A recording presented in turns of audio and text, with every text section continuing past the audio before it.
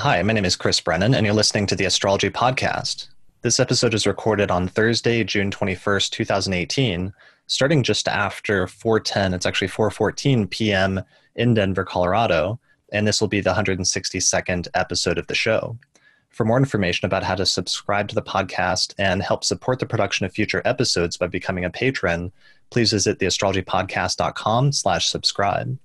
In this episode, I'm going to be talking with Austin Coppock and Kelly Surtees about the astrological forecast for July of 2018. Hey guys, welcome back. Hey, Chris. Hey guys. I feel like I have not gotten enough of you guys over the past few weeks, so we're already back again to talk about the forecast for the next few weeks. It's kind of cool to be back in our normal groove, if that makes sense. Yeah, it does feel like we're going to get back to normal, I think, finally with this episode. And I think we've all almost recovered from UAC and gotten caught up at this point. And today is actually the summer solstice. It's the ingress of the sun into tropical Cancer, which is the first day of summer in the Northern Hemisphere. So it's kind of fitting that we're recording it today. Yeah, it's nice. Very cool. You know, just on that note, it always seemed a little strange to me that that the sun wasn't given any sort of special recognition or bonus points when it's at the moment when it's on a solstice or an equinoctial point in a lot of traditional material. I'm sure we could find some points off to the side that recognize that, but in my experience, the solstices and equinoxes have a very particular feeling. And I noticed that it is additionally intensified during the hour of the sun on that day and during the day of the sun that is closest to that angle. Yeah. Go ahead, Kelly. Oh, I was just going to say, yeah, that's really cool. I hadn't even thought about thinking about the sun hour for the day and then obviously the Sunday closest to the solstice or the equinox. Yeah, I mean, there are a lot of religious observances that are scheduled like that, right? It'll be like, okay, so, first time there's a blah, blah, blah, newer full moon after the sun crosses that angle, and then on this planetary day, because it's keyed to that.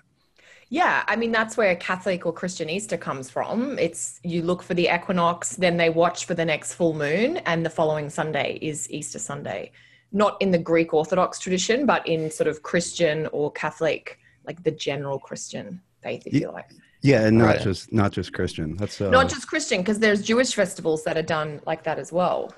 And I saw a bunch of videos on Facebook today of people meeting at Newgrange or meeting at Stonehenge, where there's a thing where everybody gets together and watches the summer solstice, because that alignment of Stonehenge is partially set up in order to identify it as a sort of like calendar. Yeah. So it's interesting then that in so many different cultures, the solstices and equinoxes do play that important role in terms of watching those important turning points in the year. But you're right, Austin, that it's weird that it's almost not like in modern astrology, and like with like Noel Till, for example, they use the Aries point as like an important sensitive point that they talk about frequently as like an interpretive principle. But you're right that that's not otherwise. I don't know if there's anything like analogous to that in traditional astrology.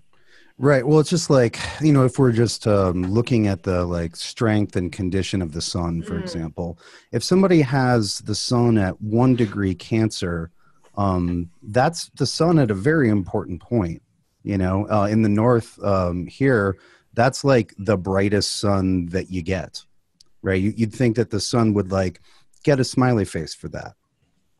Yeah. I mean, they do have with the exaltation, at least it's keyed into that, where theoretically, at least according to Ptolemy, part of the reason why the sun is exalted in Aries is because that's when it starts increasing in light and the days start becoming longer and the nights becoming shorter. So this notion of raising it up or the light being raised up, whereas it has its fall or its depression in Libra, where you hit the fall equinox and the days start becoming shorter and the light is seen to decrease.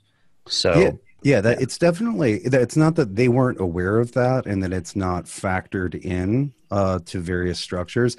It's just one of those things that, I don't know, maybe it's so obvious nobody needed to mention it or write it down. I don't know, but it's a thing. Sure. Yeah, I mean, I have noticed when I've worked with clients who are like 0, 1, or 2 degree suns in Cancer or Capricorn, there's a little interpretive principle that I work with them around the idea of their life having this more of an extreme quality because they're born at those sort of turning points or extreme points of the sun. So that idea of the seesaw or the highs and lows being a little bit more exacerbated. Right. It's the solstices are both the points of maximum polarity between light and night. Yeah. Yeah. Between light and darkness. And if we're looking at it like not just from the position, but from one position on Earth, but from the Earth, position, you're getting night over, you're getting night over light on one half, and you're getting light over night on the other half. You have both versions of the least balanced version of that. And I suppose those two together balance each other. But I think what you just said it makes a lot of sense, that there'd be a lot of, there'd be a tendency to experience massive polarizations rather than, ready, steady, even Steven. Which is a more typical Cancer Capricorn sort of interpretation. So it's almost like bringing in the visual phenomenon behind the sign features. Mm-hmm. Mm-hmm. Well, and again, I think that, I don't know, some of the, they're the things that we lay over the explicitly visual, and they're all very useful, houses, signs, et cetera, et cetera. But there is that, the type of motion, the type of light, et cetera, is, it's I wouldn't say it's an underlying layer. It's a more primordial layer. Like you can do astrology, you could do some astrology without houses, but you couldn't do it without the light and motion and position of the planets. So anyway. It's a good point because it is the solstice today, which I don't even think we realized when we planned this. Yeah, I mean, it's good. We didn't. I think we were just looking for a good chart, and like tomorrow's chart was like way worse. So that was our consideration. So speaking of that, before we get too much further afield with other discussions, there was a couple of news and announcement topics. So one of them I really wanted to make sure we mentioned at the top of the show is the giveaway we're doing this month, because I was sent, the Association for Young Astrologers and the editor of their journal sent me 3 copies of their newly released journal, which is titled The Ascendant. And we have 3 copies to give away to patrons this month. There's The Ascendant. So volume 2 of their journal was just released. The last one was released, like 3 or 4 years ago, I think, right, Austin? 4, I think. I think it was 2014 that it came out. Okay. And you were the president of AYA then, and that was like one of the major things that you did in your presidency is like you helmed AYA when they released their first print journal. Mm-hmm. And so they've now done a follow-up, and it's definitely bigger and better and looks even nicer. Like somehow they've found a way to improve on the layout and everything else. Has a bunch of great articles in it. They did a launch party, which I think we already mentioned at the United Astrology Conference in Chicago last month. But yeah, it's a really great journal. It's being edited by Jen Zart with other contributions from a ton of different astrologers who you can see on their website. So if you can find out more information about that at youngastrologers.org, I believe. That's right. Yeah, Austin? Mm-hmm. Yeah, youngastrologers.org. And they've got a big post right now on their front page for volume 2 of The Ascendant. So check that out, and I will announce the winners of that giveaway to patrons here in the next few days. Yeah. That's exciting. I forgot to buy a copy at UAC, which was dumb of me, and so now I'm just waiting for mine to arrive in the post. Yeah, it was one of those publications where they sent like a huge stack to UAC, and a bunch of them, like with Austin's books, didn't sell out completely, but they sold like a ton of copies of it. So it was nice to see it was being well received, and to see, with the Association for Young Astrologers, it's always been not just about young astrologers, but people that are new to the community. So it's not actually limited in that way in terms of age, but just helping to bring and integrate new people who are or just finding the field into the community, whatever their age is. And I think you can really see that in the people sort of that they promoted and gave a platform to in this issue of The Ascendant. Yeah, well, and as I and probably you explained endlessly when I was president, it's the Association for Young Astrologers, not of. And so, if you're against young astrologers, then I guess you shouldn't support the organization. But you don't. Right. You don't have Are to you be, for that? Because if yeah. you're for that, then that's what the organization is. Yeah, and I think things like Aya have been really great because we've seen, as we mentioned, again, not to rehash everything from our UAC discussion, but there were so many new people and so many young people at the conference last month that it really did seem to indicate a major generational shift where for a long time there was just this question, where are the younger astrologers? And I feel like they've finally arrived. So I'm glad there's organizations like Aya that are helping to make that happen and helping to encourage that and give people a leg up once they do get into the community in terms of finding out what resources are available. And one of the things that I love, they just relaunched their new website, is they've got the MP3 download section. So one of the major benefits to becoming a member of Aya is that as soon as you become a member, you get access to a library of audio downloads that astrologers have donated to the organization, which you can download and just listen to from different astrologers. Yeah, and so it's completely free. Once you're a member, you can just go and listen to all these lectures.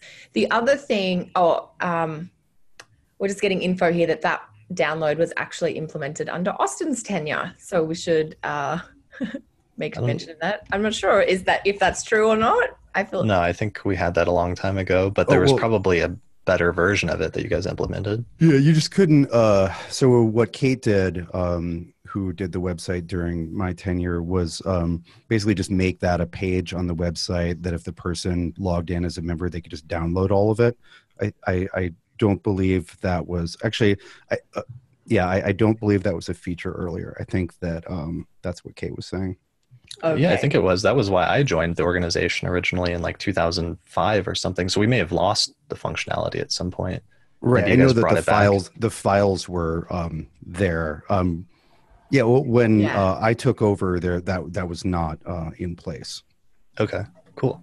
I mean, the other thing the Aya crew do is they have this free dinner and drinks once a month with guest lecturers. So you can, for members, it's kind of like an open call, sit down, have a chat, very sort of casual, informal. But I do think they're doing some really good work to help encourage people to participate or connect with other astrologers. So it's good to give them a shout out. Yeah, absolutely.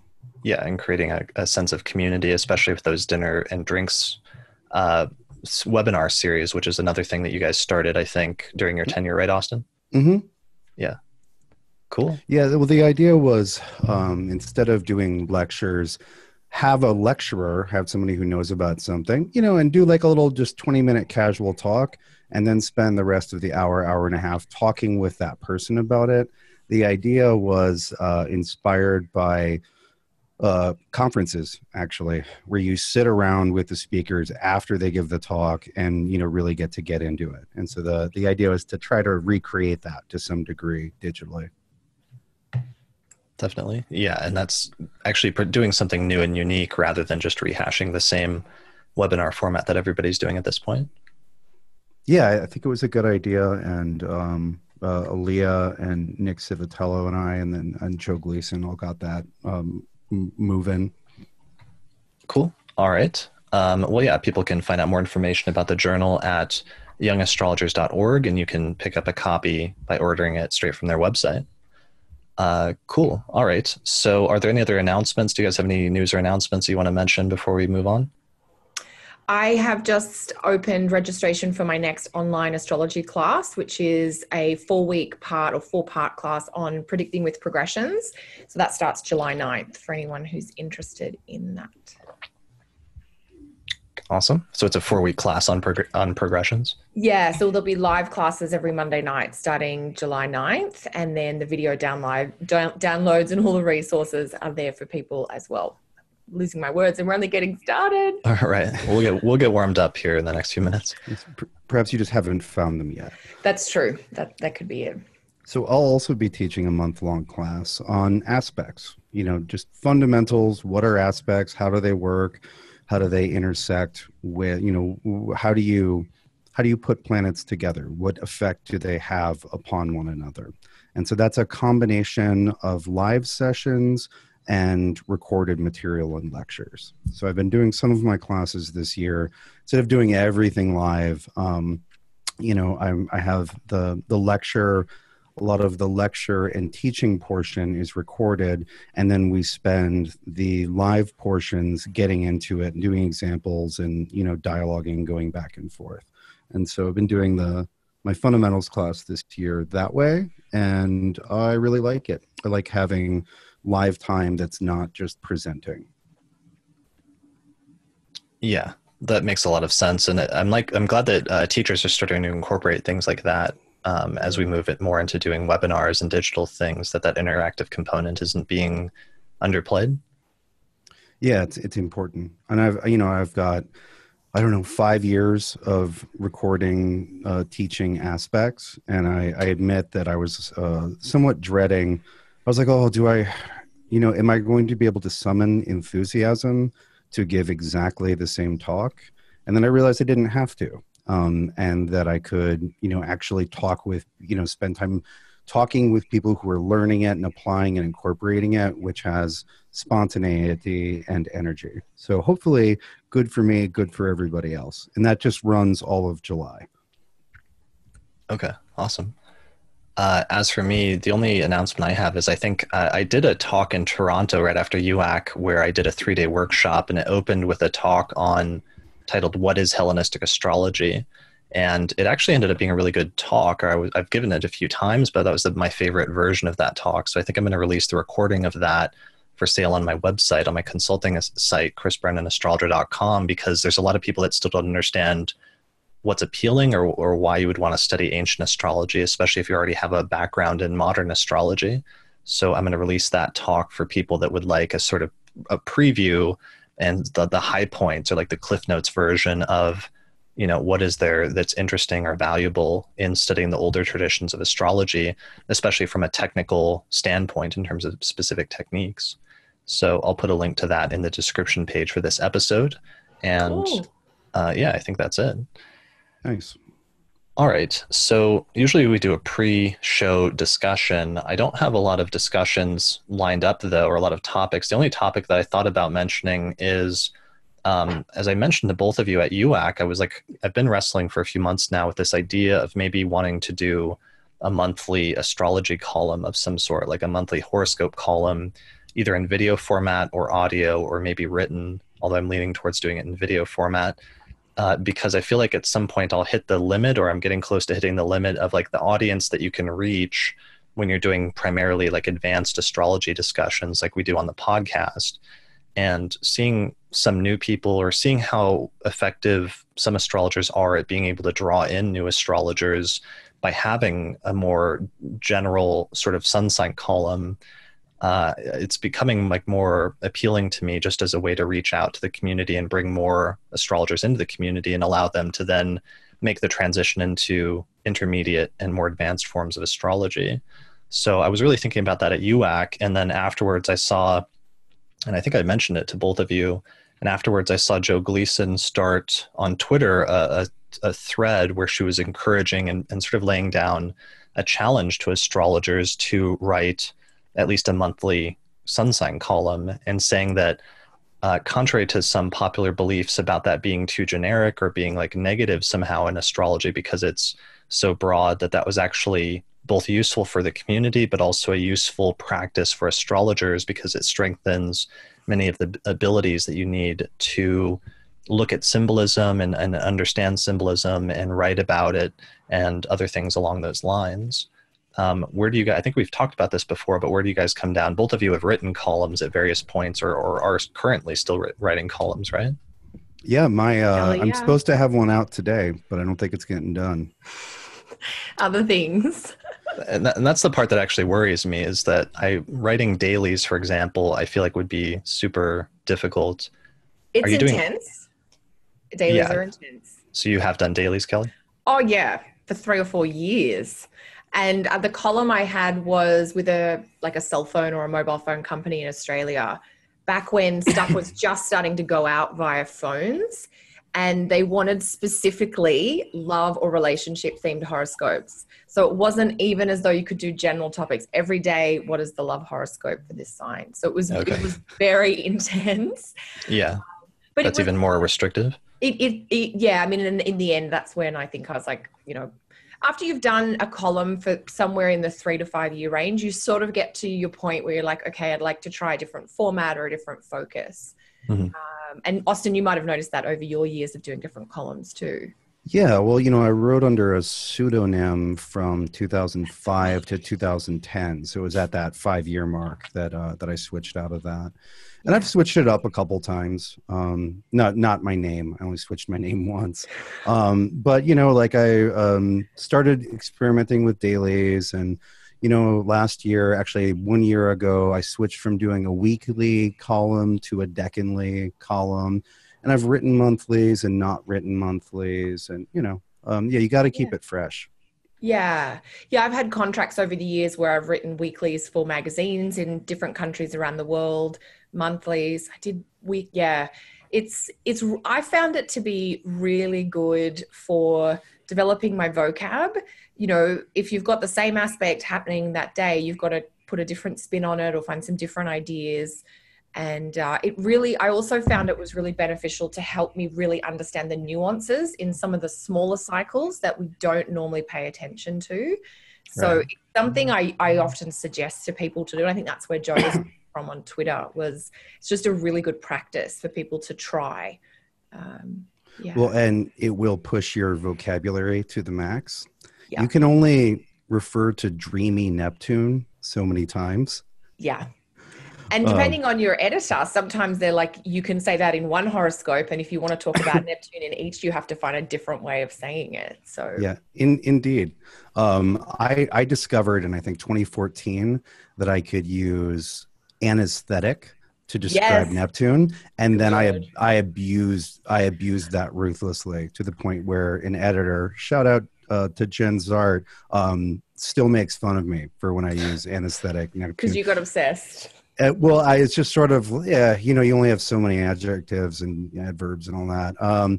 And so I discovered the other day that it could be analgesic Neptune. Because Neptune has that pain-killing quality sometimes. So, dulling you know. the edges. So, Chris, we're very excited about this, obviously. I think you should totally, and I don't think that you should do it video or verbally. I think you should lock yourself in the writing box and know our pain. Yeah, and I know how much more painful that would be because I'm a slow, painstaking writer with Saturn conjunct Mercury. So, but with a video, I could probably just force myself to just write some bullet points and like say it for each sign. But 12 signs, actually, when I think about that, sounds like a lot, having to write 12 separate columns. What do you have a word count if you were to write, or do you have a time limit? Like, this is where I'm like, how are you going to structure it? Is it 200 words a sign, or 2 minutes a sign, or is it 10 minutes a sign and 500 words a sign?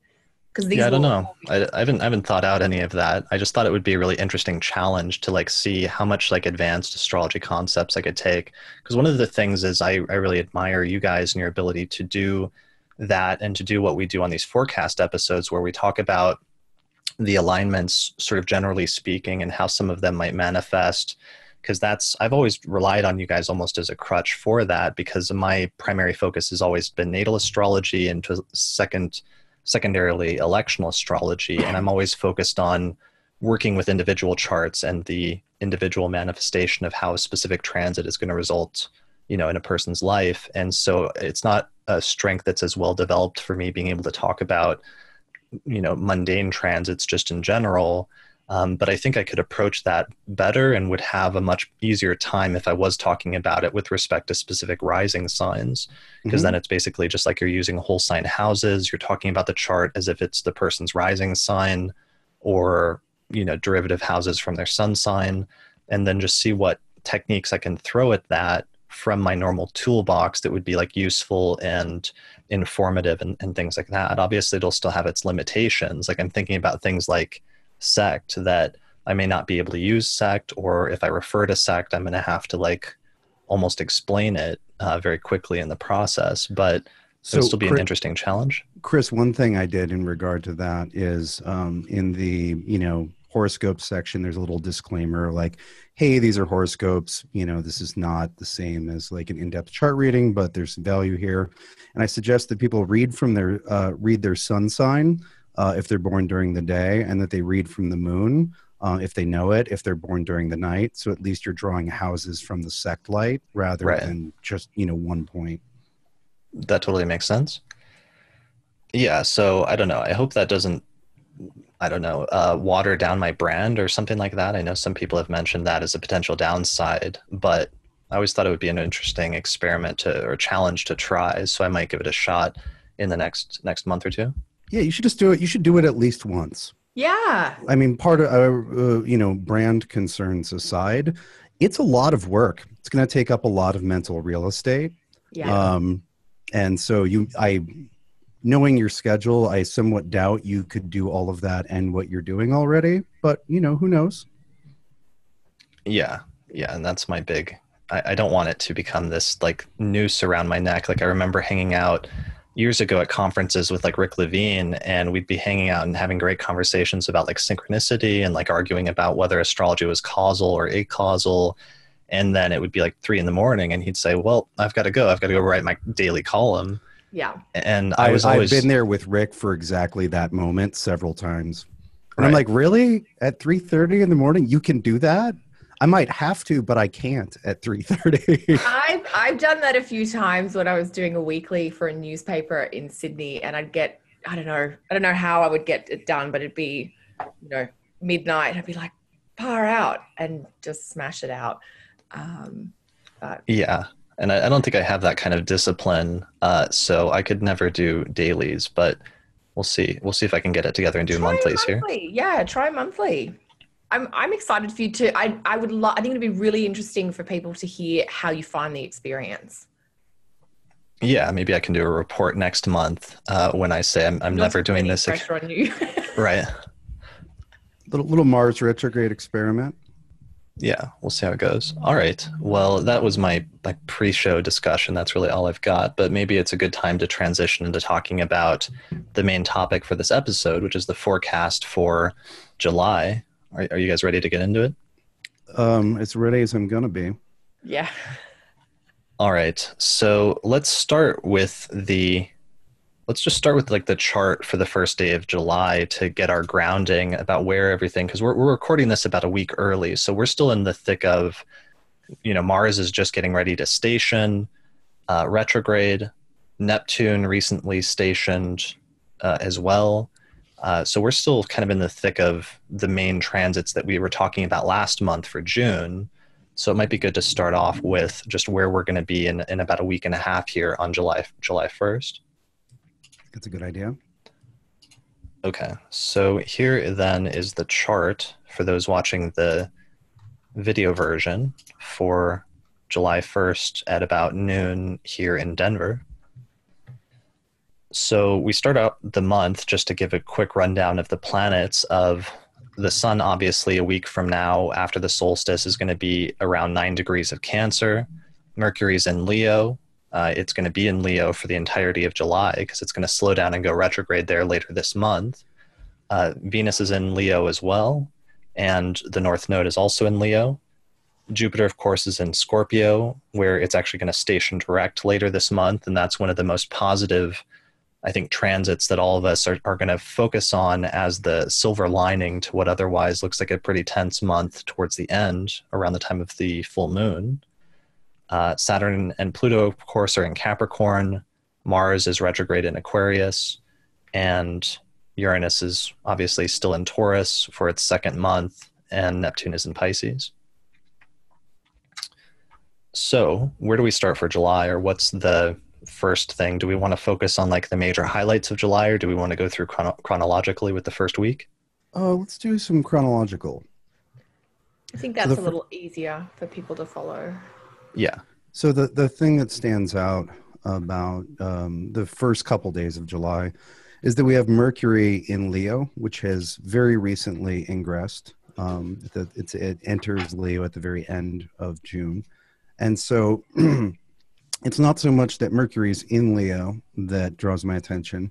It's that it spends those first couple days opposing Mars, which has just stationed retrograde less than a week before. So that Mars is broadcasting strong. And so that puts Mercury, you know, if we remember kind of basics of astrology, Mercury often holds the megaphone up to whatever planets it strongly aspects. And so we have all of that, you know, all of that red beam coming from Mars being given a megaphone by Mercury. And so that means, you know, inflamed communications, you know, agitated thought processes, potentially harsh words, et cetera, you know, adrenalized thinking. Yeah, I actually have a bit of I agree completely, Austin. The Mercury-Mars opposition looks like July 5th. I think there is a little bit of that maybe mental angst just with the Mars South Node together anyway. And I think I completely agree with what you're saying, that when Mercury does apply to that Mars, it's going to come out. And we're going to hear maybe not necessarily the happiest things, or we're going to find a way to express things that need to be said that might be a little bit contentious. Yeah, well, there's a, you know, with Mercury planning on spending so long in Leo, there's a lot, you know, there's a lot that needs to get figured out.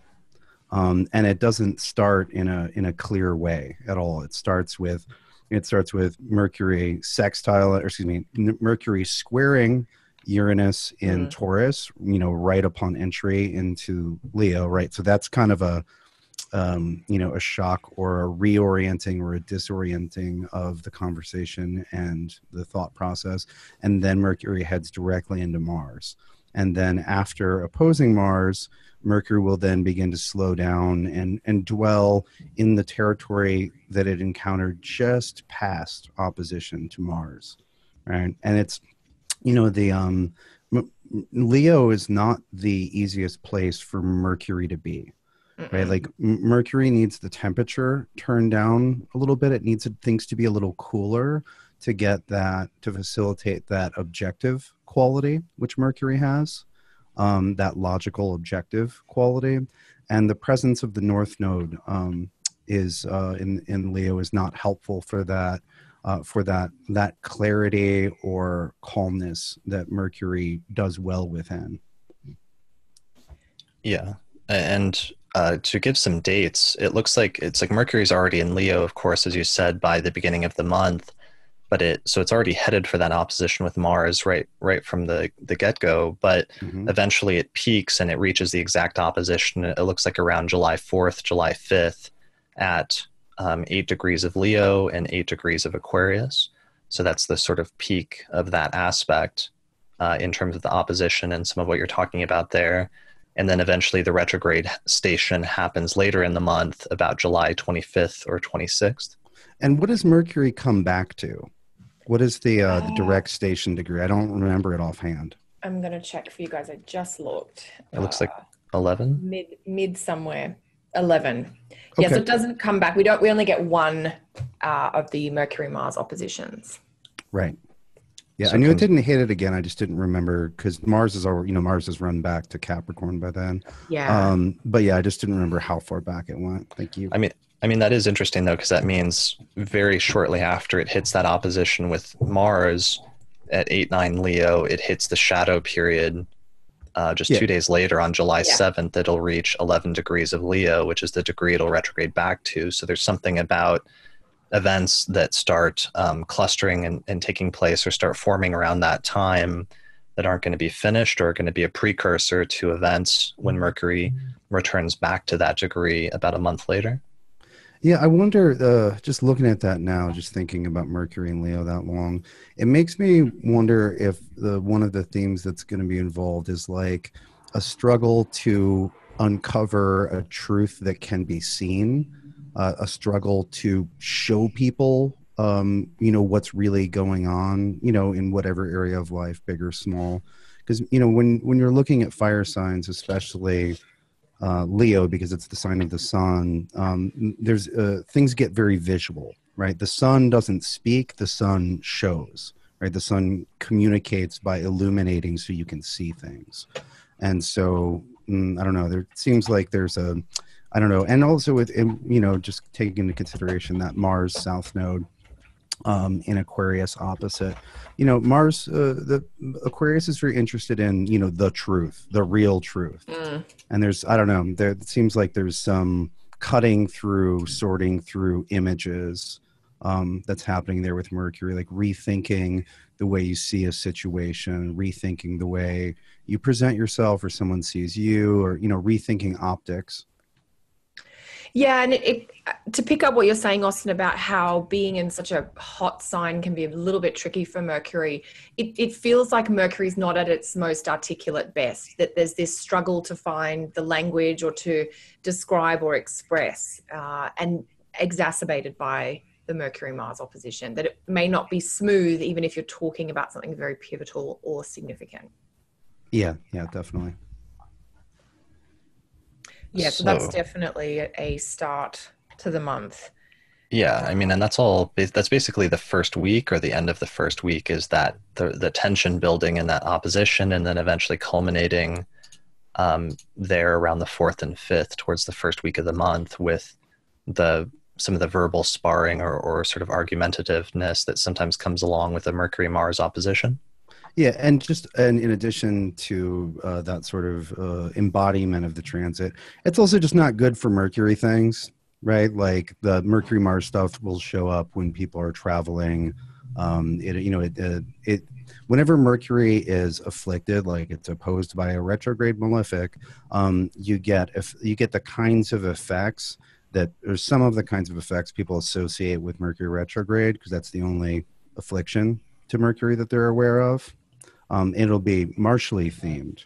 But whenever Mercury's getting beat up on, there's like, transportation, communication, cogitation. These things get interfered with. Yeah, the only other maybe just thing to briefly mention in this first part of July is that we have the sun moving through the trines to Jupiter and Neptune. Thank God. Yeah.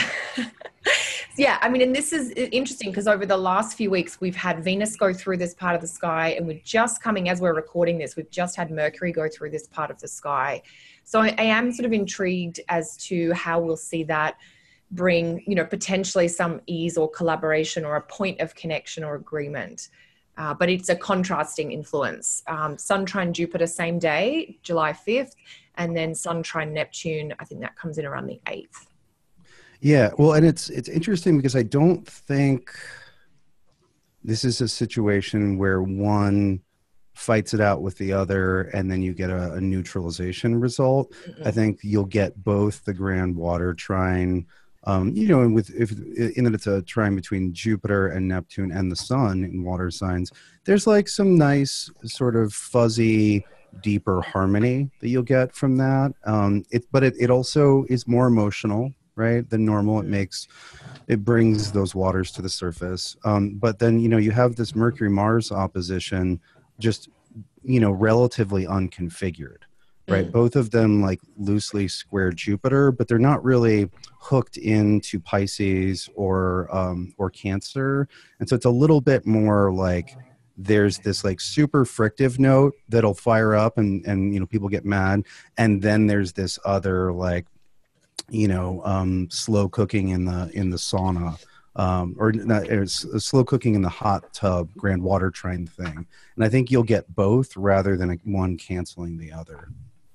Totally. It feels like one area of life is getting this and maybe one area of life is getting the other thing. So yeah, exactly. Yeah. This made some of the elections for the first part of the month difficult, because even though Lisa found some good charts that we'll talk about in the Auspicious Elections podcast for this month, it's like a lot of it gets ruined by really not wanting to recommend people like start something pivotal like a marriage or a business during this week where you have that Mercury-Mars opposition still forming, and kind of wanting to wait until at least after it's separating after the 4th or 5th. Yeah, I'd be very careful around that. Sure. And it's worth noting that that opposition occurs on top of the nodes, which I mentioned briefly, but, Mars on the south node, Mercury on the north, that presence on the dragon axis only makes things more complicated and powerful. Yeah. Sure. Okay. Are there any other, because it almost, so eventually we get a little bit of a break, and once Mercury clears Mars, at least, it does apply to Jupiter, which is a nice little sort of ameliorating thing that happens immediately afterwards, in addition to the sun applying to Jupiter and Neptune for a few days during that time period as well. So it's almost like there's a brief sort of respite after some of those tensions that culminate towards the end of the first week. Yeah, and there might also be some repair or remediation for some of the difficulties that the Mars-Mercury opposition caused. One, because Jupiter likes to fix things and make them better. And two, it's because Jupiter's in a Mars-ruled sign. And so Jupiter's job in Scorpio, as we've talked about it, is to fix or do what you can with Mars damage, right? Yeah. Like somebody attacked you, but you get justice, right? Or, you got into a fight, but you made up, or you had a falling out with someone, but you kind of figured out how you can, reconcile, right? Like Jupiter's in a sense coming in after, well, in several senses coming in after Mars, in Mars's territory to possibly figure out repair or healing from it. Yeah, I like that keyword of healing, because that's like a really good core way of getting to what the function, like the worldly function that the malefics and benefics have, and that the malefics sometimes have this natural function to break things apart, and the benefics have this natural function to heal or to repair things. Right, to reunite, to create coherence between pieces that might have become separate.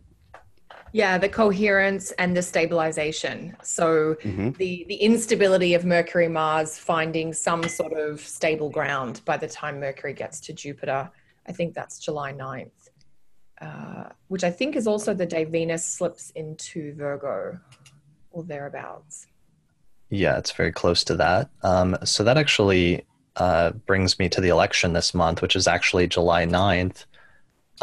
So I was actually going to have Lisa join us. We were going to have her come in a different window and just join us in Zoom, but we couldn't get her microphone to work. So we were thinking about just having her join us here and sit next to me to talk about the election for this month, which is on July 9th. Would that be cool with you guys? Absolutely. Oh, totally. I'm excited to see Lisa. Let me go find her. You guys talk about July 9th or something, and I'll be right back. Nope, I'm going to go pee. Okay, I'll talk. I was waiting for my moment. I'll be right back. It's fine. All right. That's fine. So I guess I'll just give some thoughts about Venus going into Virgo. One of the things I thought about this is Venus just calming down a little bit. I think Venus in Leo has some great qualities, but it is Venus in a more dramatic sign. Leo is not the most rational sign, as we were saying before. So I think that is also going to help maybe cool tempers or calm things. I know Venus is not in great, dignity in Virgo, but there is a practical quality to her there. So that I think Venus moving into Virgo on July 9th can just take some of that edge off. And there you go. Hey, Lisa. Hey, Kelly. Hey. And Chris, you're here. Can you guys do you have enough room there? Yeah. I think we'll be okay. So we were just going to talk about the election for... Yeah, so tell us what made you choose this chart. So let me put the chart up first. Hold on. This is not this is the not correct it. chart. So let me find the correct chart. Fantastic. So it was a bit tricky this month, Lisa, working with the Mercury Mars. Yeah, you don't really want to stick that in anyone's wedding chart, do you? No. Yeah, definitely not for things like weddings and even for some other things. I think you all covered that pretty well. Yeah, so this is a little bit after that, and you were all talking about the 9th. So this is a Taurus rising chart. It's one of the rising signs that can get Venus and Jupiter angular without emphasizing Mars too much, because it ends up being a night chart. And so Mars is more constructive in a night chart. And then the Mercury-Mars opposition has passed, as you all were talking about. Excellent. Oh, and you get the Mercury-Jupiter square. Yeah, this is actually the day that it goes exact. So even though that wasn't ruling the ascendant or anything, it's a nice bonus. So there's Mercury in Leo in the 4th, applying to square Jupiter in the 7th, almost exactly. And then it's Taurus rising. So you've got Venus in the last degree of Leo in the 4th house, and it's a night chart. So Venus is the benefic of the sect. So that's lovely. And I think I messed up the data, but we should give the data. Oh, yeah. So it's July 9th, 2018 at 1:40 a.m. Local so it's time. a later degree. Okay. Yeah. So this somehow is I cast it with like Uranus right on the ascendant, but I don't think that was the I thought original that was choice. interesting. I'm like, what are we going to do with Uranus on the ascendant? Yeah, Right. I had the same thought. Yeah, no, that was my typo. So the time is 1:40 a.m. with about 13 degrees or so of Taurus rising. So Uranus is in the first whole sign house. So we are now in the decade of anytime you have a fixed sign rising, you're going to get Uranus angular, at least by whole sign house, or anytime you do Taurus rising, you're going to get Uranus in the first whole sign house, but that's unavoidable. So it's sort of something we just have to deal with. Well, and this time puts the Mercury Jupiter square, puts Jupiter on the angle, if you like. So it just helps emphasize Jupiter. Right. Okay, cool. And this is for the night owls. I like it. Yeah, well, it's interesting. I was wondering when I was trying to make some appointments and things for July why it was hard to get good times. And I realized after finally going through systematically through the entire month that all the good times are late at night. So not good for business hour appointments. But if you stay up or get up early. Yeah, and this is partially meant to be a sort of fixed star election as well, because it has Taurus rising with Venus at the very last degree of Leo, sort of within about a degree of conjoining the fixed star Regulus. Mm-hmm. So it's definitely focused more on the 4th house because the ruler of the ascendant's in the 4th house. So it might be better for home matters or family matters or sort of more private matters because it's emphasizing the 4th house and a lot of the planets are underneath the horizon. But it's also just generally good because you have such an emphasis on Venus, its conjunction with Regulus, and the moon in Taurus applying to, with reception, that square with Venus. Yeah, it certainly doesn't hurt Venus at all to have a little Regulus help. Yeah, I thought that was nice. We were looking at another date later once Venus goes into Virgo, which you can then have applying to Jupiter, but it's kind of a toss-up as to, which is better, Venus applying to Jupiter versus Venus not being in detriment. Yeah, I would agree with the call you made here. Yeah, it was a tight one, but it was just that debate between emphasizing application of benefics versus emphasizing sign-based dignity. But that's something we're going to talk about and get into a little bit more because we will present that as our alternative because that's our second favorite election of the month was a Taurus rising election with Venus in Virgo applying to a sextile with Jupiter. So we'll talk about that a little bit more on the Auspicious Elections podcast for patrons, and I'll save that discussion for then.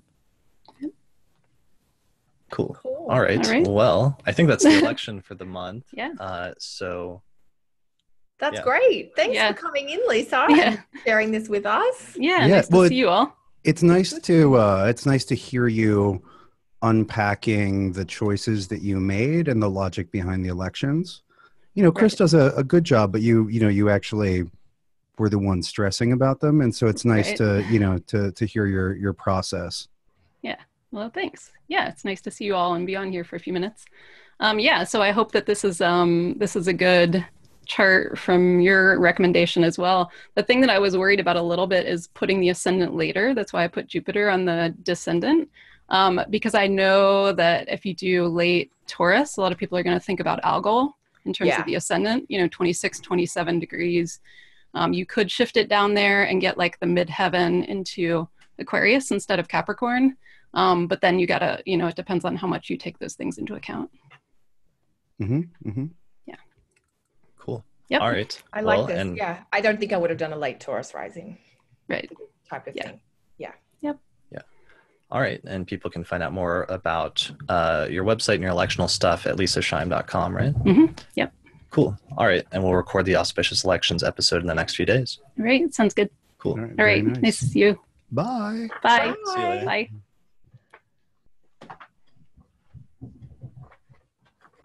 Super cool. Yeah, so that is the election for the month, and that is taking us to that first week of, beginning of the second week of July, I guess, at this point. And the only thing that does start coming up at this point that's interesting that was also mentioned is, of course, we start getting that opposition of the Sun and Pluto, which is the only major like downside to this chart that is like the thing that comes after a bunch of those trines that we've just been talking about. Do you guys know when that aspect must culminate around what, like the 12th or something? 12th, yeah, at 20 Cancer Cap. Okay, let me pull up the animated. It's right on the day of the eclipse, like the partial, well, the new moon / partial eclipse, I think is the same day, which is at 20 Cancer. Okay, so that's our first lunation of the month on July 12th, right? Yes, July 12th. Okay, so we have, and this is funny because, well, on the one hand, normally that would be something pretty striking and seemingly a little bit tense. What's funny about this new moon, very almost exactly opposite Pluto, or very closely opposite Pluto at 20 Cancer and 20 Capricorn, is that actually ends up looking kind of like quaint compared to the full moon that takes place later in the month. Well, It's and benign, relative. the full moon, which June ends with, was conjunct Saturn within a degree or so. Oh, nice. Yeah. So it's a string of rough lunations. It is. So July was Saturn, or June was Saturn, and the July full moon will be Mars. Yep.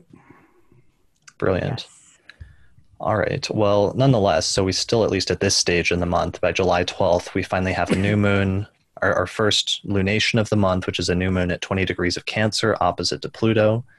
And that's really the main thing it's closely configured with. It does have that separating trine from Neptune and the very wide separating trine from Jupiter, but it really seems like it's primarily characterized by that opposition with Pluto.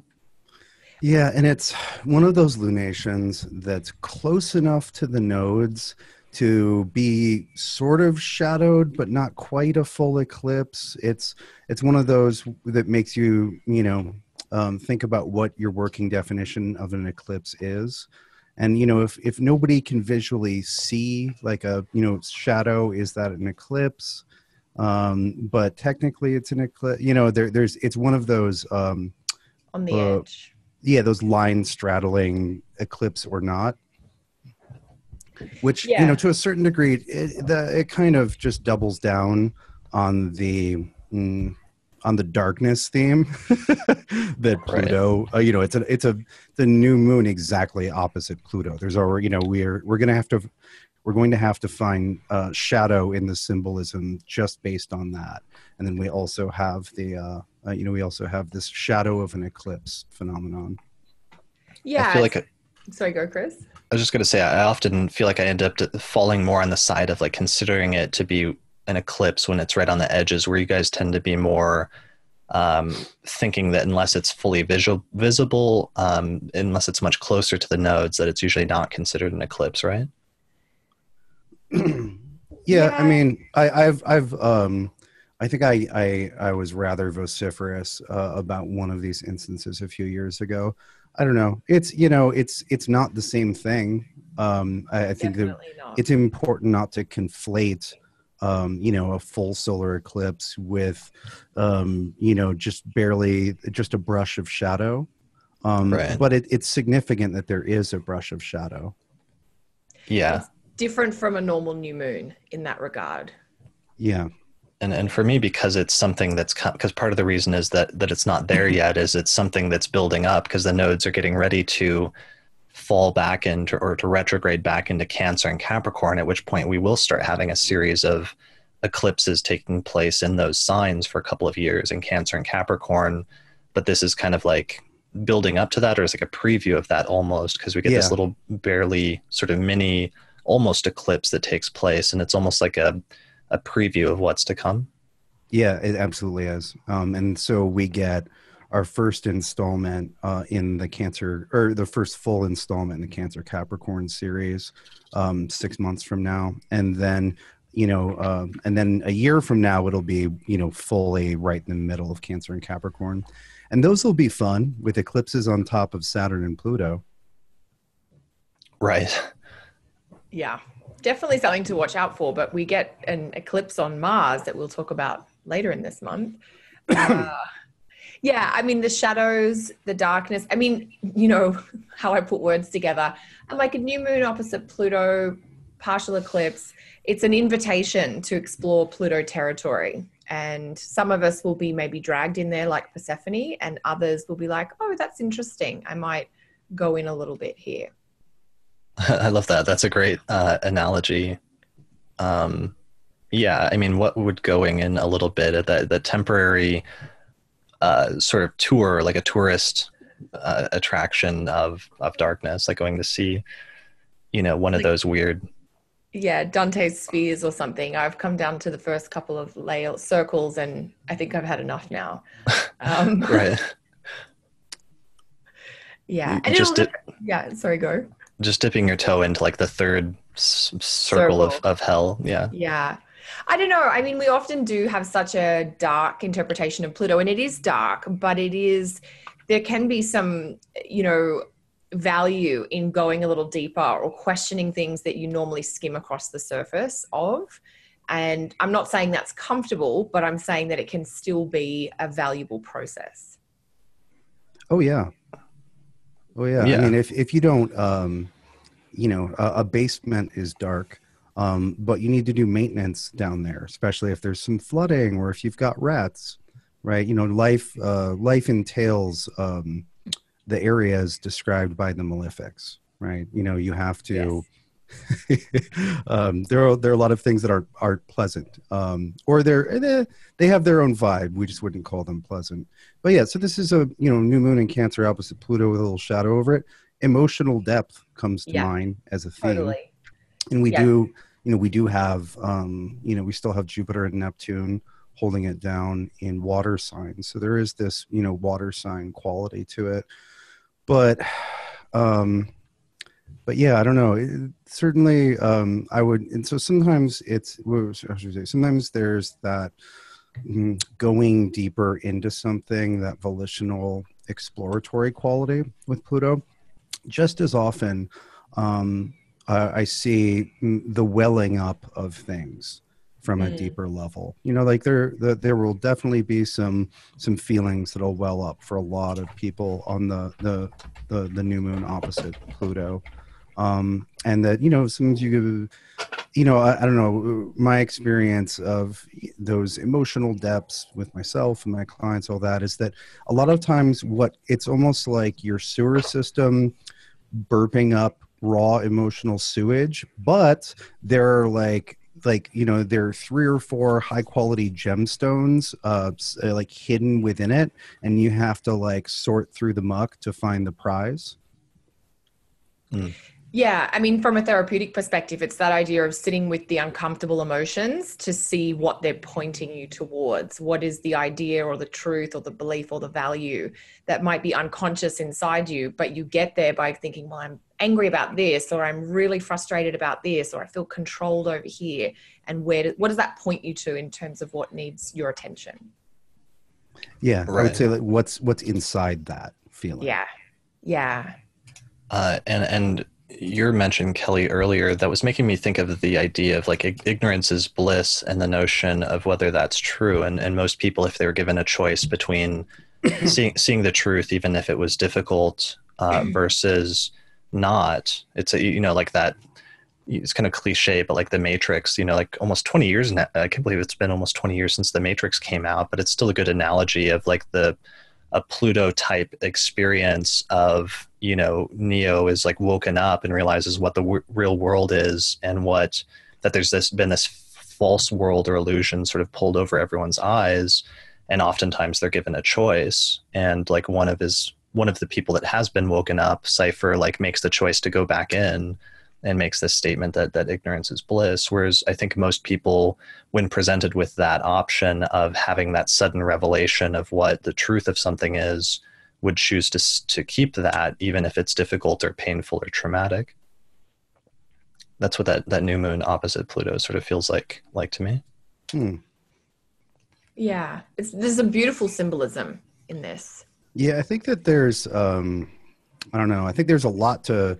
I think this one's going to burp up stuff that's going to need a lot of processing, and I think that and that to a certain degree, that's based on what else happens over the ensuing weeks. New moons, lunations in general have an effect beyond the moment at which they happen, right? And so this is setting a stage. Right. It's a moment, but it's also setting a stage for at least the next 2 weeks. And so, we also remember Mercury's, getting deeper into that shadow. Mars is on its way back to the South Node.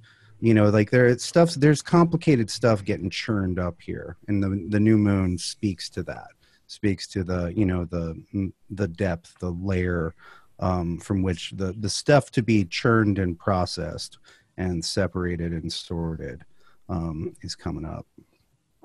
Yeah, and it's that recognition that you won't churn and sort and separate all on this 24-hour period. You will be mulling it over and ruminating it and attempting to digest it for at least the next 2 weeks as we move into the next lunation. Sure. And one of those you mentioned, Austin, that comes up just a week after this and goes exact is Mars finally retrograding and conjoining the South Node. Yeah. And this is the second activation of this. I meant to look this up before. First activation was around the 7th or 8th of June. Mm-hmm. Okay. And it looks like this one goes exact around July 20th. 20th. Yeah, July 20th at 5 Aquarius. Okay. Let's see. So that's the same day as the Moon-Jupiter conjunction at 13 Scorpio. Yes. Mercury, of course, is getting ready to station retrograde and is only about a little under a week away from doing so. So this is the thing you've already talked a bit about, Austin, I believe, right, earlier with the Mars South Node conjunction. We talked about it a fair amount last month. I did mention it earlier. But yeah, this is, both Mars and the South Node have their own variety of fire. And there's this separating, purifying quality to the South Node especially. And, Mars South Node, it's, how should we say, there's a lot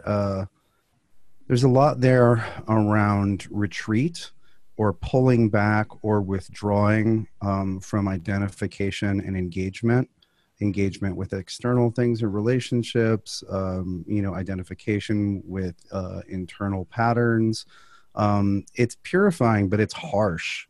It's like, as I believe I mentioned last month, there was an event some years ago where a bunch of people died in a sweat lodge during a Mars South Node conjunction. And that's purifying in its heat, that's Mars South Node, but it's it's easy to go excessive with that. And in that we're still very much in process with the Mars retrograde. With retrogrades, especially Mars and Venus and Mercury, there's this sort of different sides of the story coming out during different points in the retrograde. And I find it to be generally best practice to not jump ahead to conclusions in relatively early days. This is less than 3 weeks into a cycle that is going to last for a solid 2 months. And so, you want to beware of burning too bright or trying to, burn a relationship that has problems, like pulling out completely rather than just getting some distance. In general, I think good medicine for this Mars retrograde is like get space, because there's a lot of stuff that can be processed with a little space. And, relationally speaking, you might think that, you need to totally separate from a person or situation, but just start with a little space and see if that doesn't do the trick, give you the room to do the burning and changing that you need to do. Yeah, that idea of space and distance has been something I have definitely had in mind for this Mars retro on the South Node. You know, thinking about those themes of Aquarius being quite self-contained or self-sufficient or even self-reliant.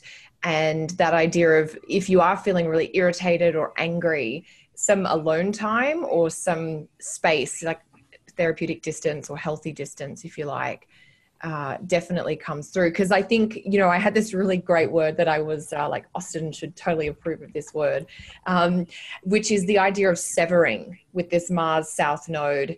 And it's not so much because Mars is still in process or still mid-retrograde, you don't want to prematurely sever or cut something away, but it's becoming aware of something that might be a little bit festering and then figuring out what are we going to do to manage this, if you like. So it's revelatory, if you like. And even as I think about the themes of what we're saying for this Mars South Node, plus what we said, you know, for a week earlier with the new moon on Pluto, things are coming to light, things are being stirred up, and they're not happy sunshine and roses things. They are darker things or frustrating things or annoyances, but now is a time to attend to those with a sense of mindfulness, I feel like. Yeah, one of the glyph for Mars, or very early in the tradition, about 2,000 years ago, they didn't really have glyphs yet. They were just writing the words out for the names of the planets, like Zeus and Helios and whatever, Ares. But in Demotic, in the Egyptian tradition, they did actually start developing some glyphs, and the glyph for Mars was actually a knife. But it makes me think of that, Kelly, when you say severing as the main keyword this month for Mars. Yeah, I mean, I always think of one thing when I did a little bit of medical astro, the idea of Mars as the surgeon's knife. And sometimes, you know, that idea, it can be a weapon, and this weapon can stab you in the heart and you'll die, or you can use it to cut away a cancer from which you can make a full recovery. So it's the weapon becomes, you know, positive or negative or productive, destructive in the hands of the user.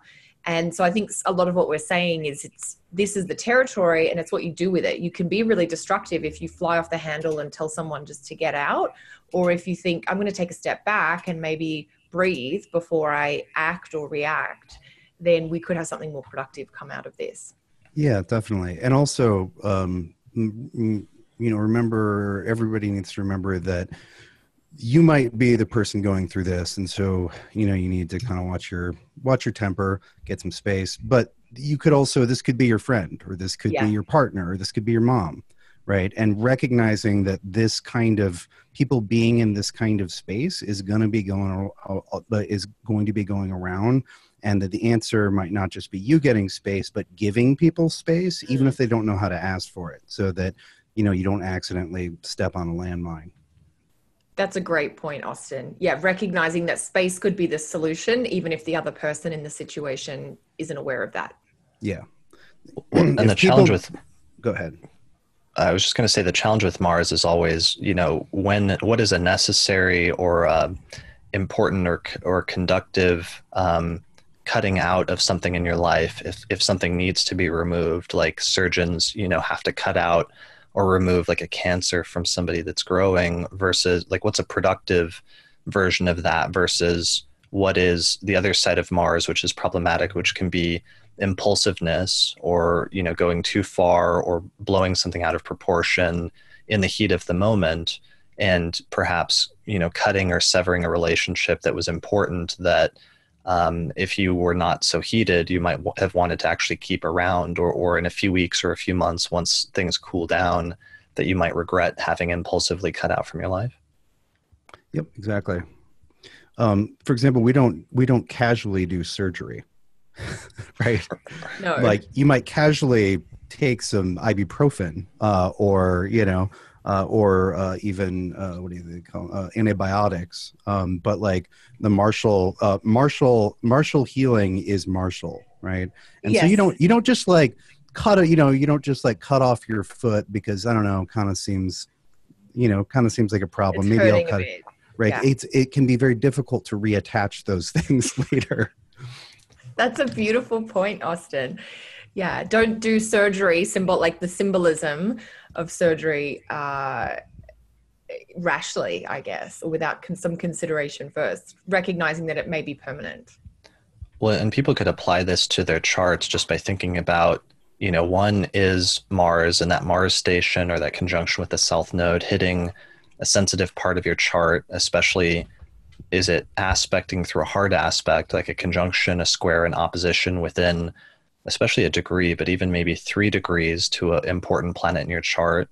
And if it is secondarily, what house is it falling in your chart as being a potential area where there could be this theme of like severing or separation or strife? Yeah.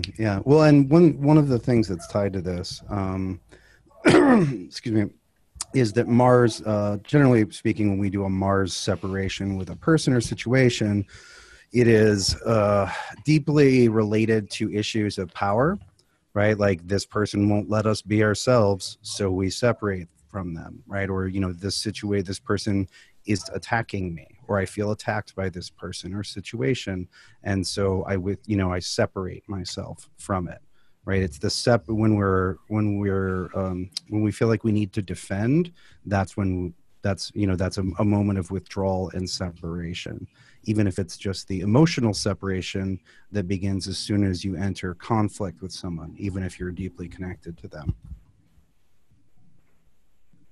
Definitely. So yeah, and just through the houses, looking at what I was saying is different people where that separation could occur in the life, like 4th house, parents, 5th house, siblings, 7th house, relationships, 10th house, your career, 11th house, your friends, and so on and so forth. Yeah, that's a really good tip for people who are thinking, how is this going to affect me? Yeah, just have a look at the house that the Mars South Node, we've got the Mars South Node conjunction on July 20th, which is basically just a precursor to what's coming up a week later. Yeah, and also it's not like these issues are going to introduce themselves out of nowhere on July 20th. No. It should be pretty clear what area of life that Mars is landing in, even before the retrograde station in June. It's not it'll only be a surprise if you've been totally ignoring that area. Yeah, and that's a good point too, Austin, because this is the second Mars South Node conjunction. The first one came through in those first sort of 10 days of June, first 10 to 12 days of June. So yeah, if you've been paying attention, if you're aware of your process, if you're aware of your life, think back to events from then, and we're just looking at the second act in a story that began in early June. Yeah. And Kelly, I think you just said something that was running through my mind, which is that this Mars South Node dynamic, this is a preview. This is going to be put on blast during the eclipse, the lunar eclipse right on top of Mars and the South Node at the end of the month. Yeah. And do you want to do before we get there, Chris? Yeah, I was just going to say before we get there, because I skipped over and jumped to the Mars South Node conjunction right after the new moon. Was there anything between the new moon in Cancer and the Mars South Node conjunction that we need to talk about? I mean, I don't have anything written down, but I wanted to make sure. There's literally only lunar aspects, I think. Yeah, it's just kind of working with what the new moon offered up. Okay. So there's Jupiter's direct station, right? Which or are we not quite there? It's just before the new moon, the Jupiter station. I think it's the 10th. So we skipped that. Back. Yeah. So one of the things we did is before we started talking, we all agreed that the full moon eclipse at the end of the month seemed like a really tense and really problematic aspect. And we wanted to see if there's any other major really positive alignments that we could focus on to kind of balance it out so that it's not all doom and gloom discussion. And the one thing I think we all agreed on was the Jupiter stationing direct at 13 degrees of Scorpio towards the middle of the month was one of the more positive things that's going to happen this month. And that if we were going to try to emphasize something that was really positive, that's the one aspect that we would really focus on to try to hype up as a sort of counterbalancing influence. Yeah, it's favorable. I don't know about hype. yeah. Well, I just wanted to, because, I think astrologers sometimes open themselves to criticism. Sometimes whatever criticism of astrologers is they can focus too much on the negative things, and surely there's got to be some positive things going on for somebody somewhere. And so our thing was just that if we were going to try to highlight what the most positive thing was this month, that Jupiter station seems to be it. Yeah, I think it's useful, and it's particularly useful in the context of all the stuff that's getting churned up this month. One reason being that Jupiter is in Mars's sign, so there's helping to learn from the Mars stuff that's going down, right? And to learn from and to repair. Furthermore, I don't know, when I kind of feel out the themes of Jupiter in Scorpio, I keep being led back to the idea of brewing medicine from poison. That's not just like a magical metaphor. There are a great number of real medicines that start as as nature's poisons. Yes. And there's a fair amount of poison going around this month, and so therefore we have a lot of base material to make medicine, to transmute. Yeah. And it is, I mean, Jupiter station direct is bringing a sense of, okay, now we're going to just carry forward with whether it's the medicine making or whether it's just whatever themes you're dealing with Jupiter and Scorpio. We get to push forward.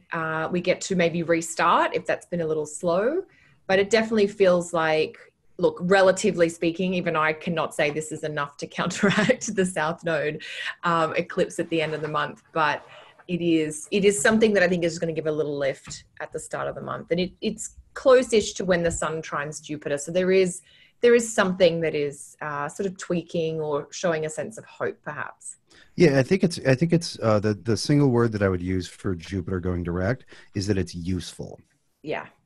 You can do something productive or constructive with it, I guess. Yeah, I think it's exactly kind of what we need for this month. It's not just like a disconnected good thing, which may, balance out some of the bad things. It's actually the kind of good thing that you need to work with the difficult things. Yeah, that's a really good point, Austin, because of course Jupiter is in Mars's sign. So it is giving a little lift. Tiny. Well, yeah. And it's not exactly aspecting, but it's not that far off squaring that nodal axis. It's, Mercury is squaring it. Like Mars doesn't get a full 10 degrees away from Jupiter. It's, Jupiter can see all that happening pretty clearly. Yeah. Yeah. I mean, if this was a natal chart and I was looking at this, that would be a major.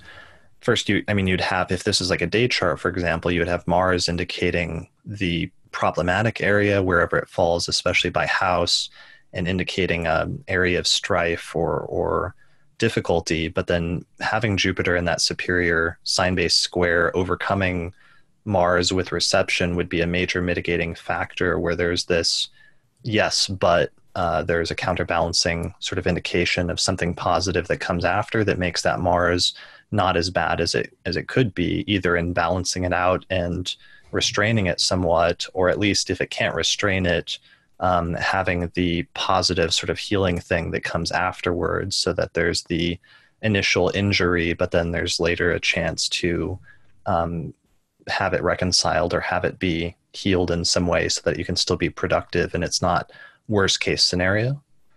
Yeah, well, and that's it's worth noting that's the story the moon is going to tell a number of different times, right? So whenever the moon is in, for example, a fixed sign, first it's going to aspect Jupiter, first it's going to aspect Mars, and then it's going to aspect Jupiter. Right? We're going to get that. It's going to be one and then the other. It's going to be Mars first and then Jupiter, as far as the way that the moon activates that pairing. Mm. Yeah, I like that. Yeah, that's really nice, Austin. It's like you get really annoyed about something, and then we can all know that within a relatively short space of time, there is some sort of perspective or context that comes in that can help you channel that anger into something a little bit better than just, I hate you, leave. Right. Or you get into a little something and then you're like, hold on. Okay. There's some good stuff that came up. Like, yeah, we can work with this. We should talk about this. Yeah. Yeah. I Okay. like this. So then we have to now go where we have to. Yeah. There is no more delaying. Now that we've said all of that, like now we can move on to the last part of the month and the second lunation that occurs, which is it's a lot of things. So it's not only a full moon. So the second lunation of the month is a full moon that takes place towards the end of July on July 27th. And the moon makes it to 4 degrees of Aquarius, where it opposes the sun at 4 degrees of Leo. And of course, every time the moon opposes the sun, that's when a full moon takes place. But this also happens to take place very close to the nodal axis, where the north node is at 5 degrees of Leo and the south node is at 5 degrees of Aquarius. So the sun and moon are opposing each other within a degree of the nodal axis. So therefore, this is also a lunar eclipse. And this lunar eclipse is also taking place very close to Mars, which is at 3 degrees of Aquarius retrograde at this point. So Mars is at 3 Aquarius, conjoining the moon at 4 Aquarius, and conjoining the south node at 5 Aquarius. And then if all of that wasn't enough, all of this is squaring Uranus, which has freshly ingressed into Taurus a few weeks ago, and therefore is made it up to 2 degrees of Taurus at this point, which is close enough to form a pretty close, pretty tight square from 2 degrees of Taurus to Mars at 3 Aquarius and to the luminaries at 4 Aquarius and 4 Leo. And then there's one other thing, which is that it's not just that all that's happening, but almost simultaneously, Mercury, of course, is stationing retrograde at 23 Leo on July 25th and 26th and 27th, basically. So it's slowing down and stationing almost simultaneously right around the same time that this lunar eclipse takes place. Yep. Yes, these are the July 26th, 27th, 28th. There's just more happening astrologically on those few dates this month than any other day. Mercury retrograde, the eclipse, Sun-Mars opposition becomes exact, just to add extra heat, basically. Yeah, it's like any one of those things would have sort of drawn your attention, in a normal month. Yeah. But then you add like 4 or 5 of them together, all occurring at the same time, basically. Yeah, and it's a very spectacular event in terms of just how tight the lunation is to the nodes itself. Like that would be phenomenal by itself, but it does feel. I've been talking with clients who've got very early, Aquarius placements or even early Leo placements about the volatility and the combustibility, like the combustible nature of this, that this is where once the moon comes in, everything we were talking about with Mars South Node, it just gets heightened. It's like goes to the nth degree because it's much harder to contain emotional reactiveness when the moon and Mars are together. It's almost like a signature thing that happens when the moon and Mars get together. And we're getting the moon and Mars get together this month under very unique and unusual circumstances. Yeah, and it's worth noting that this is the day after the Sun-Mars opposition, and the Sun-Mars opposition is the brightest point in the entire Mars cycle, and that it's the dead center of the retrograde. It's parallel to, for example, the Mercury-Sun conjunction, which happens in the middle of every Mercury retrograde.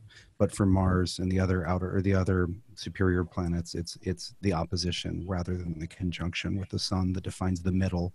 And so that's always a key point in the Mars retrograde cycle. And it just so happens that we get a total lunar eclipse here. And that it's interesting because it ties a lot of our different factors together. Our sort of longer term, like this year factors, right? It ties the Mars retrograde, which is one of this year's big things, together with Uranus in Taurus, which is one of this year's big things, with the eclipse cycle, right? And so there are a lot of consequential things that are all wrapped up into this one lunation. And then, Mercury retrograde station for bonus points. Right. Yeah. And so and the eclipse cycle you mentioned is like the series of eclipses that have been bouncing back and forth between Leo and Aquarius for the past year or so. Well, this is it's funny because last year we had the big solar eclipse in Leo. The total solar eclipse in Leo was the big story.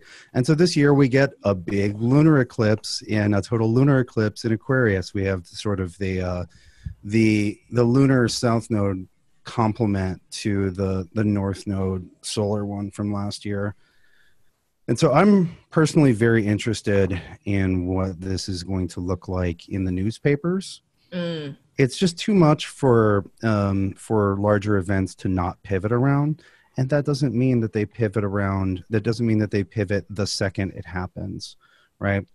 With a lunar eclipse, generally speaking, traditionally, it basically gets a month to unpack itself. There will probably be some things around the lunar eclipse, but it's you want to wait for that cycle to sort of show you everything it's got over the next month or so. Yeah, I mean, at least, because these are, to the extent that node eclipses are only happening every 6 months, and so they're almost setting a precedent still in sometimes bringing to culmination or completion things that have been building up for 6 months since the previous set of eclipses, and sometimes setting a not new cycle completely, but at least a continuation of something that might not fully resolve until the next set of eclipses 6 months later. Yeah, well, and generally it's solars get 6 months and lunars get a month. I mean, that's a position you will see a lot of traditional texts take. But what you're saying is also true, and also this is to a certain degree, the entire transit of the nodes through Leo and Aquarius can be seen meaningfully as one process with important shifts and installments every 6 months. And so we are very close to the end. I believe we have one more eclipse on this axis before we're done. Once we complete these third quarter eclipses. Right. And so that's going to be what, 6 months from then? So in like January? Yeah.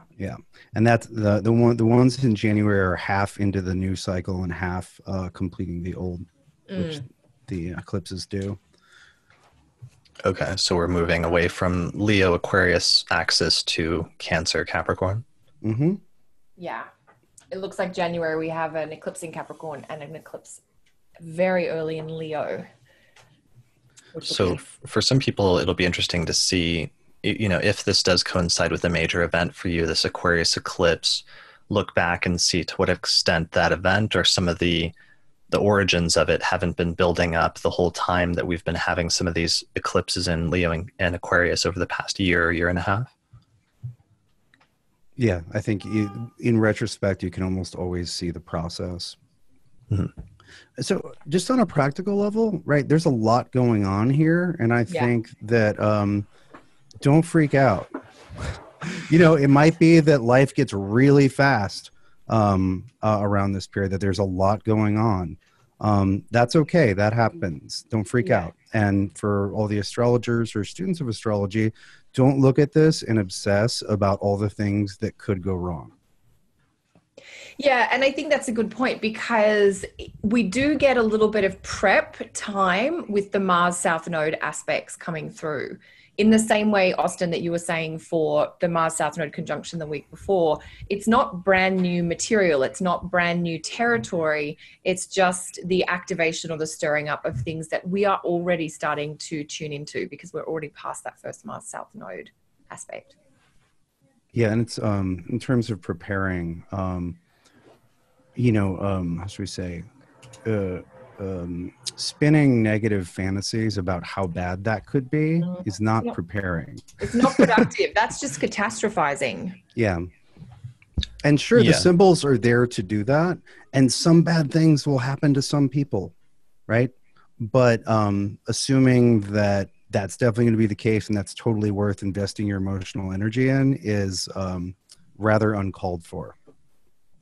One of the things I find is that's funny sometimes is that astrologers, because especially if you work with clients and you can sometimes see the worst case scenarios, or what the worst case scenario is of a specific transit or alignment or activation or whatever placement, you can sometimes have a tendency to assume or sometimes reluctantly think that the worst case scenario, just because you know what it is, will be the manifestation. But oftentimes when you get there, the thing happens, and sometimes it's like not great, or something not great happens that's not, let's say, not preferable in terms of your field of experience, but it ends up being a lot more moderate or not as bad as you initially thought it could be. And that's often an interesting thing then as an astrologer, figuring out how to sort of moderate your expectations so that even though you know what the extreme versions of positive or negative are of a specific thing, that you don't sort of jump to the conclusion that it's always going to be that. Yeah, absolutely. That's still a sort of lesson that I'm working on sometimes, and like looking at transits. Totally. I mean, one of the things that comes up for me when I sometimes see Moon Mars stuff for clients or even for myself is I always think, Mars is more of the surmountable problem. So there's a problem, but it's manageable, or, it can be solved or fixed or remediated at least. But Moon Mars stuff can be, for instance, it can be an infection, or it can be a cut or something. And it's not, you're not going to cut your foot off, but just be careful with knives, for instance, or you might get a little bit of an inflammation. So take the medicine, don't, delay type of thing. Just to give an example, like for people, for instance, who might be seeing this in their 6th house and think they're going to have a horrific health thing, maybe you just get a bug bite or something and you have a little bit of a weird reaction to it or something like that. Yeah. In general. Yeah. And so all that said, it's a gnarly couple days. It's a gnarly week. And so just, generally speaking, like I'm not going to go out of my way to engage in high risk activities at this time. No, that's just right. Smart decision making based on the insight we have from astrology. And, I will probably expose myself less to the other humans because they will, in general, be less pleasant and in not good spaces themselves. It's an even worse time to be on Facebook than normal. Yeah.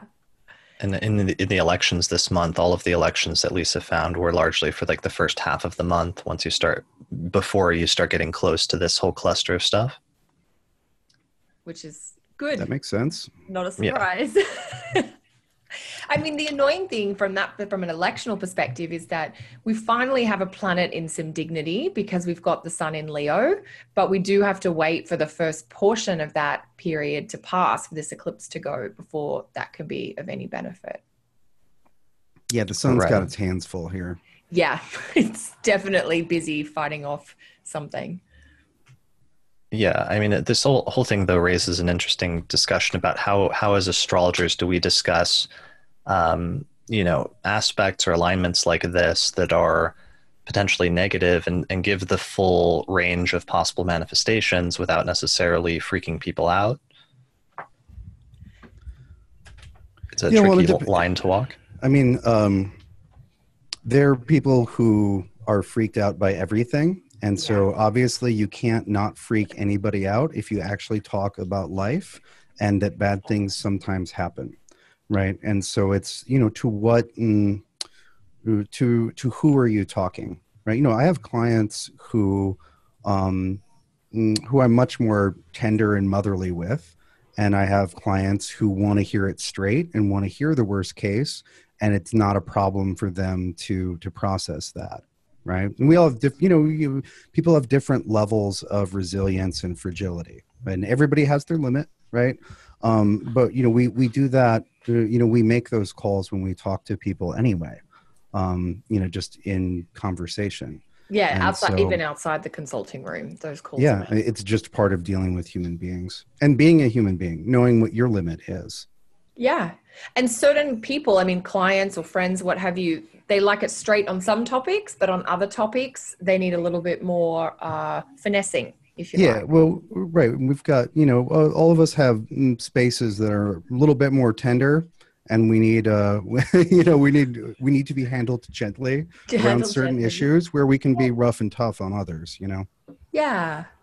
But it is a good point, Chris, and it is something actually that I notice students struggle a lot with is oh my gosh, this looks like a difficult astrological configuration. How the hell am I actually supposed to talk about this with a client? And, the initial response is often with great delicacy, because you want to find some way of expressing, hopefully with a little bit of specificity. I find that's helpful if you've got to talk about something a little bit more difficult. It's not everything going bad. It's not the whole thing. The roof is not falling down. But there is one particular problem that might become quite intense at that particular time. And of course, the symbolism is something that can guide us towards the nature or the area of that particular issue. Definitely. That makes a lot of sense. All right. Well, that kind of brings us to the end of the month, because there's only a few days, left in the month after that eclipse, and the moon moves through the rest of Aquarius and then moves into Pisces, where there's a nice little trine to Jupiter and then an opposition with Venus, which almost has some redeeming qualities a few days after the eclipse. Mercury, of course, is going to be retrograde for 3 weeks at this point in Leo. As we said earlier, eventually in August, it only gets back as far as, I think, 11 degrees of Leo. So it doesn't oppose Mars again, but it is at least retrograde in the same sign as Mars for the next few weeks, for whatever that's worth. But that takes us into the territory of August, which we're going to have to shelve until our next episode. Did we say... Sorry, go, Austin. I was just going to say, in the first week of August, we get another exciting square between Mars and Uranus. Yeah. So August begins with another installment in the season's story. Yes. Right. In the retrograde Mars saga. So what's the title for this episode? I'd written down a title that was Indiana Jones and the Full Moon of Doom. That was one of my working title for the month. I don't think I can fit that onto a single line, though. Do you guys have a better... Usually it's like astrological forecast for July 2018, keyword. So what's my keyword for this month? Blood for the blood god. Oh gosh. I mean, a softer approach is maybe, we just need one word. Well, I mean, it's a matter of what I can fit onto it. But yeah, I mean, ideally, like the last one was Mars retrograde, because that was the main thing we focused on last month. And I was able to fit that onto a line. So I could probably fit like 2 words. Well, Lunar Eclipse, I mean, that's the signature event. Lunar Eclipse. Okay. Yeah, but that's boring. I mean, that is boring. Can I say like Lunar Eclipse of Doom if I can fit that on, or is that going to create major blowback from... Well, it is negative, so... Okay. I could put happy eclipse. No, that would just be lying. We've got to use our vocab here to get a good word. Purification. That's your word, Austin. Yeah. Like the Mars South Node. Could we use... Enter the purifier. Yeah. Welcome the fires of purification. That's not one word, but... No, and I don't think that's even remotely less menacing. That's true. Fires of purification, not menacing. Okay. All right. Well, we'll have to think about this. I'll kick around some titles. I'll get back to you guys. If any of our early access patrons listening to this before I actually release the episode have a good idea for a concise title, definitely write us in and let us know. And this should be out before the end of July. So any final thoughts, final words before we wrap up for the month? Good luck. I don't know. It's going to be intense. But I think, Austin, what you said about Jupiter's involvement and how there's a lot of raw material that we can use for healing, like the poisons becoming the medicine. I think that's a really nice analogy or image for people to keep in mind for this month. Yeah, I would also say, just wait and see. Yeah. This stuff is coming. Just, don't overexpose yourself to the downside. Don't be like, I'm going to go skydiving during the lunar eclipse. It'll be beautiful.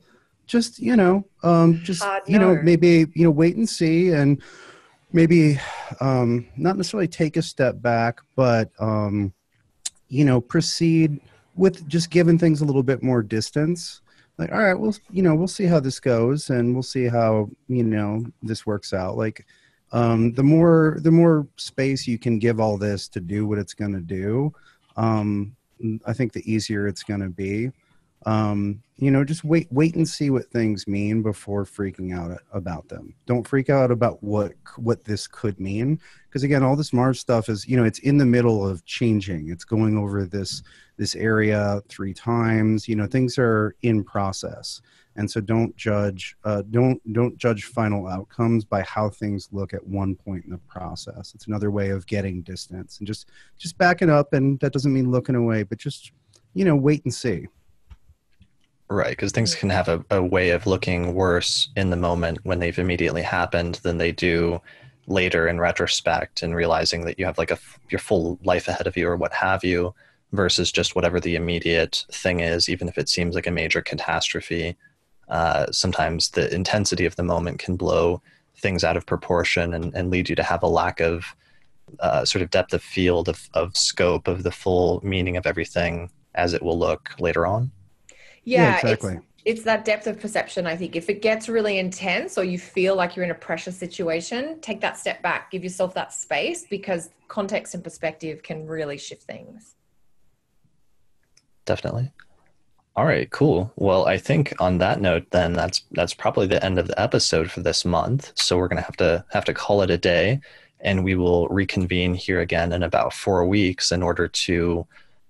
Will we be at the, we actually are going to have to schedule recording our next forecasting episode like somewhere around that time. So we'll do it the week before, earlier that week or something. Oh, but it would be so much better to be able to talk about what went down and what didn't, even if it's just a few days.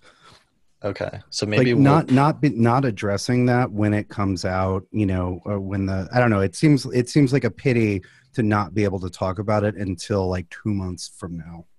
Okay, well, we'll talk about, so it's happening on the 27th, which is like a Friday, so we could maybe record the next forecast episode later than we usually do, and then get it edited quickly and release it much closer to the end of the month than normal. So I think it'd be worth it. Okay. Yeah, we could do it like a couple of days after or something. Sure, that would make sense.